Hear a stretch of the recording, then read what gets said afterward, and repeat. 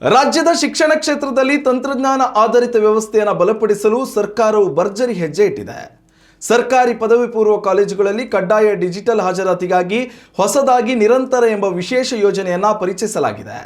ಪ್ರಸಕ್ತ ಶೈಕ್ಷಣಿಕ ಸಾಲಿನಿಂದಲೇ ಹಂತ ಹಂತವಾಗಿ ಈ ವ್ಯವಸ್ಥೆ ಜಾರಿಗೆ ಬರಲಿದ್ದು, ವಿದ್ಯಾರ್ಥಿಗಳ ಶಿಸ್ತು ಮತ್ತು ಸಮಯದ ನಿರ್ವಹಣೆಗೆ ಹೊಸ ದಿಕ್ಸೂಚಿ ಸಿಗಲಿದೆ.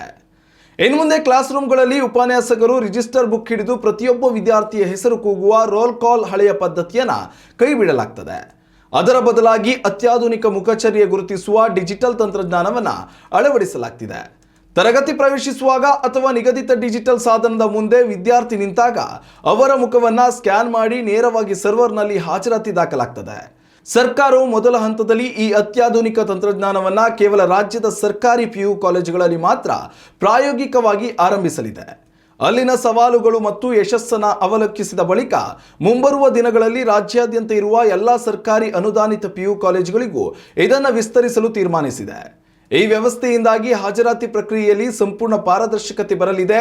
ವಿದ್ಯಾರ್ಥಿಗಳು ತರಗತಿಗಳಿಗೆ ಗೈರಾಗುವುದು, ತಡವಾಗಿ ಬರುವುದು ಅಥವಾ ಒಬ್ಬರ ಬದಲಿಗೆ ಮತ್ತೊಬ್ಬರು ಹಾಜರಾತಿ ಹಾಕಿಸುವ ಕಳ್ಳಾಟಗಳಿಗೆ ಸಂಪೂರ್ಣ ಬ್ರೇಕ್ ಬೀಳಲಿದೆ.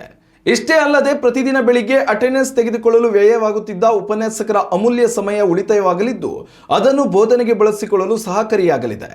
ಡಿಜಿಟಲ್ ದಾಖಲೆಗಳು ಇರುವುದರಿಂದ ಆಡಳಿತ ಮಂಡಳಿಗೂ ವಿದ್ಯಾರ್ಥಿಗಳ ಹಾಜರಾತಿಯನ್ನು ಪರಿಶೀಲಿಸುವುದು ಸುಲಭವಾಗ್ತದೆ.